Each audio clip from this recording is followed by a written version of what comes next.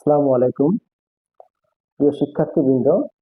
আজকে আমরা আলোচনা করব অবজেক্ট নিয়ে। আজকে আমরা অবজেক্টের খুঁটিনাটি যা কিছু আছে সবকিছু জানবো। খুব ছোট্ট জিনিস, তারপরেও মাঝে মধ্যে আমাদের এই অবজেক্ট নিয়ে কিছু কনফিউশন কাজ করে। তো আজকের ভিডিওটি যদি আপনারা পুরোটা দেখেন তাহলে আশা করি অবজেক্ট সম্পর্কে যে কনফিউশন আছে সেটা আপনাদের কেটে যাবে। ভিডিওটি না কেটে পুরো ভিডিও দেখতে থাকুন, তাহলে আপনারা বুঝতে পারবেন আজকের আলোচনাটুকু।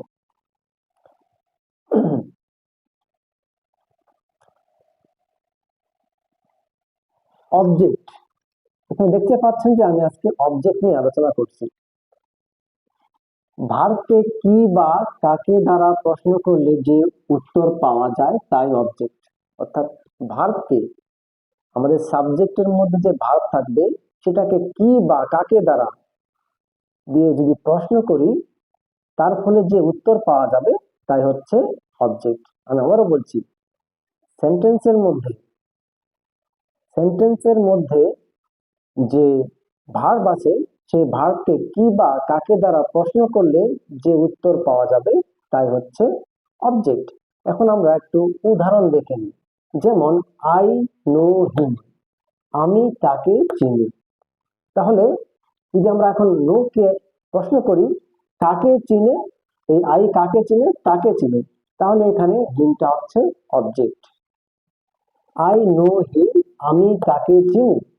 তাহলে এই নোটা হচ্ছে একটা ভার্ব। তাহলে এই আই কাকে চিনে, এই হিম কে চিনে। তাহলে কাকে দ্বারা প্রশ্ন করতেছি আমরা, তাহলে কাকে দ্বারা প্রশ্ন করে আমরা কি উত্তর পেলাম, এই হিম উত্তর পেলাম, অর্থাৎ তাকে চিনি। তাহলে এখানে হিমটা হচ্ছে অবজেক্ট। এরপর হি ইটস রাইস, সে ভাত খায়। হি ইটস রাইস, সে ভাত খায়। এখন আমরা ইটকে যদি কি দিয়ে প্রশ্ন করি তাহলে সে কি খায়, তাহলে উত্তর আসতেছে রাইস, অর্থাৎ ভাত। কি খায়, উত্তর আসতেছে রাইস, ভাত খায়। তাহলে এখানে রাইস হচ্ছে কি অবজেক্ট। এখানে আমাদের রাইস হচ্ছে অবজেক্ট। আশা করি বুঝতে পারছেন। এখন অবজেক্ট হলো আবার দুই প্রকার, এটা ডিরেক্ট অবজেক্ট আর ইনডিরেক্ট অবজেক্ট। অবজেক্ট কয় প্রকার? দুই প্রকার সাধারণত, ডিরেক্ট অবজেক্ট আর ইনডিরেক্ট অবজেক্ট। এখন ডিরেক্ট অবজেক্ট কোনটা?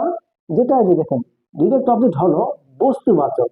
ডিরেক্ট অবজেক্ট হলো বস্তুবাচক, যেমন রাইস, বুক, পেন, অর্থাৎ যে জিনিসগুলো বস্তুবাচক সেগুলোকে ডিরেক্ট অবজেক্ট বলে। যেমন এখানে হি ইটস রাইস, সে ভাত খায়, এখানে রাইস হচ্ছে ডিরেক্ট অবজেক্ট। আর ইনডিরেক্ট অবজেক্ট কোনগুলো? সেটা হচ্ছে যেমন মি, হিম, হার, এগুলো হচ্ছে ইনডিরেক্ট অবজেক্ট।